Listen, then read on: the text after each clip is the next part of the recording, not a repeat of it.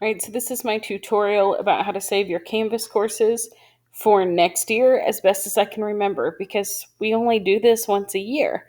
But when you get to your dashboard, you might have several courses listed. Right now, mine's saying no courses because it's the end of the school year, so the district has removed those, but it's okay, you still have access to it. I've already created one sandbox, so you'll see after you do this, it'll be listed in the unpublished courses section. That's good. You still have access to it, but kids can't see it. If it's not published, kids can't see it. So you can do whatever you want with it. But what you're going to do, you'll come off to the right and click Start a New Course. And when it says which account will it be associated with, I'm going to choose manually created courses because that means it's stuff for me and I can kind of tweak however I want this summer. And I'm going to give it a name. So I'm going to say 7th grade Sandbox 2023. I guess they started calling it Sandbox because it's like something to play around in. I don't know, but that's what they called it when we first started this, so I've always done that. And I'm going to hit create a course. And when you start your course at the end or at the beginning of next year, you get a blank page that has nothing in it, kind of like this.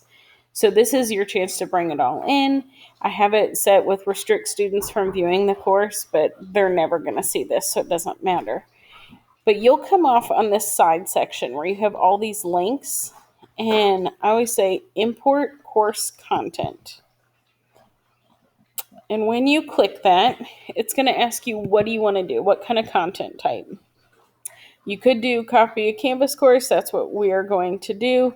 But there's all sorts of options on here. But you just want to copy something that you already had last year. And it says search for a course. This is where I said don't panic if all your classes are gone because look at that. All my classes for every year are still on here. So I'm going to choose ELA grade 7. And you have two choices. All content means it'll literally take everything from that course and move it over. All assignments, all pages, all modules, everything you've done. If you choose select specific content, that's if you're kind of wanting to tweak the page more. After you do this, it'll ask like which assignments do you want to delete. For simplicity's sake, I usually say all content because then I can decide next year what I want. I will say pro tip here on options, click adjust events and due dates because if not, next year you will have to go in and individually tweak every single assignment. So I just hit remove dates and then it doesn't put any due dates on them. And next year, as you put them on, if you want to add due dates, you can. Then you click import. You can see it's been queued and it's getting ready to start. It just needs to think. And it might take, you know, sometimes I've seen it go as fast as a minute or two. I've seen some go maybe 5 or 6 minutes. It probably depends on how much course content you have. All right, through the magic of time, I did a little time elapse. I meant through the magic of editing, but you know what I mean. A little time elapse thing. And it took it all in maybe 4 or 5 minutes. Sometimes, as it did with my 6th grade course, it said that there was one issue. That's okay. Usually it means that a link on one of your pages couldn't transport over correctly. And I really don't stress about that. I just know that next year, before I assign something to a kid, I need to go check the page and see if I need to redo the link on that page. I'm If I added up all the time I spent this year trying to fix things that had issues last year, throughout the course of a year, maybe a total of an hour, which in the grand scheme of things isn't much considering you just save time putting in your whole course. But what this did now, it says completed. If I go to my home for the sandbox page, it should be exactly as my home page was on my class page this year. And the beauty of this, or doing it this way, that I really like is that now all summer, or I say all summer, let's get real. 2 weeks before school starts, if I start feeling really frisky and I'm like, I want to start preparing or I want to clean up the page, I had too many assignments or I had too much of something, I can do whatever I want on this page this summer.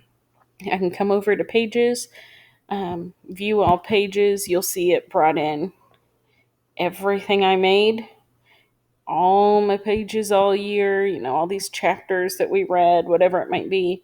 And if I see, oh, like this one, I have 2 of these, I can go in and delete pages, and I can get this looking exactly as I want for next year.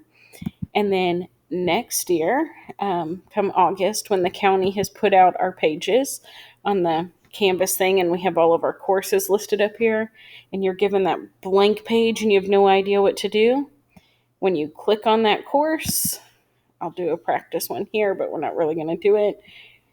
You could click, I believe it's this one, import existing content, and you would copy over from your, just like you just did. But when it asks you which course you want to do, or you click the copy Canvas course, and when it says which one do you want to pull from, choose your Sandbox course, and it'll pull everything in. So while my first year, I spent forever making all these Canvas courses, last year on a teacher work day, I had all of my Canvas courses completely finished, made, and published to the students in less than 30 minutes, just because I copied everything over. So hopefully that will help you out.